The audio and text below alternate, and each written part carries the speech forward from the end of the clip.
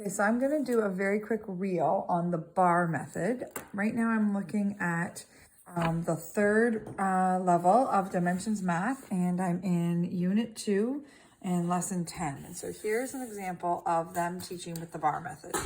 So basically, they are using this method to try and work out problems, remembering that some of their problems that they give you aren't meant to be an obvious solution. Sometimes there's two-step logic. Sometimes it's something where you really have to chew over it.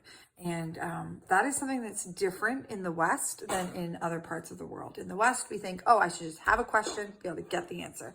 But in other parts of the world, and specifically in Singapore, you get problems where you have to talk to somebody. Math is collaborative, and where you have to kind of try and work out a complex answer, which I prefer because it's real life. So here, for example, we've got, this is the textbook, and so this is the learning part. So they've given us this problem, this complicated problem about funnel cakes. And then they've got the bar method. Basically, you draw the bar and you show what you know. So we know that there's 360 plain funnel cakes. We know that there's that many more, there's more berry funnel cakes than plain. So in which case, how many funnel cakes are there altogether?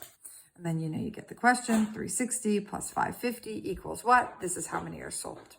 And then they give you it again, but now they've changed which factor is missing. Okay, so we know this is how many were sold. We know that they sold 550 more berry funnel cakes than plain ones, right? So what you're basically doing at the beginning is they're giving you these graphs to help you figure out which factor is missing. And again, you get into that parts to whole thing, right? Because you say, okay, the whole is 900 and whatever funnel cakes. And we know that one part of the funnel cakes was 550. And in total, there was 910 all together. And that's the whole. That's how many were totally sold. 550 more berry than plain.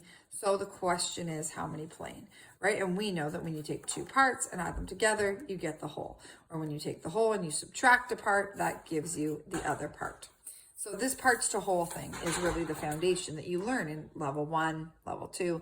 And so that when you get to level 3, now you can do quite complex things. So now looking at the workbook, you've got a similar kind of question. And again, they've given you this, but they're asking you to label it. So now you have to label it to work out the problem. And bit by bit, very well done. They strategize with you on, what piece of information is missing and so on. And so they're building up to the point where you have to start drawing the bar graphs. Now, because this is such higher level thinking, I find Grace and I work together on it. And so I'll help her to label it. I'll prompt her, especially at the beginning. And the reason I'm okay with that is because I know a lot of kids this age aren't doing this higher level thinking, and that it's learned. I obviously don't just tell her the answer, but we will work through it together. I'll ask her leading questions and chew over it and draw the parts to whole method. And slowly over time, what happens is that you get that math sense. So I'm flipping forward to show you today the more recent stuff. So here's an example. We're now at the end of the workbook A. We're in unit 6 on division.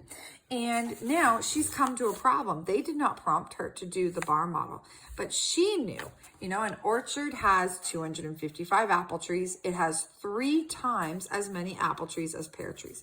So she knew, okay, here's my apple trees. And if I divide that into thirds, this third is the same as my pear trees because I have 3 times as many apple trees.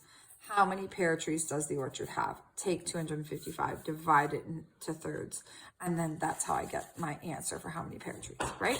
So she did that after, all these workbook pages, which I can flip through and show you.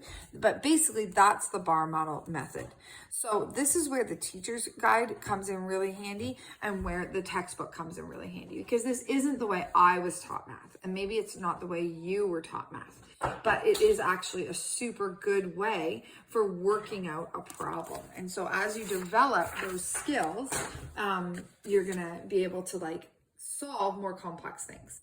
And so sometimes they'll give you how many in total, how much is each part. Sometimes they'll even put a little dotted line over here, which at first I found confusing. And what they're saying is that when you add the top line plus this line, that's the number you get. So even though at first it's not obvious, especially when you combine this with your parts to whole, you can really get a good number sense for how this is working out. So I hope that is clear. Please hit me with any questions you have. Like I said, I did a 12-week course on Singapore math, and I found that was super helpful. It was quite an expensive course, and thankfully my school did cover those costs.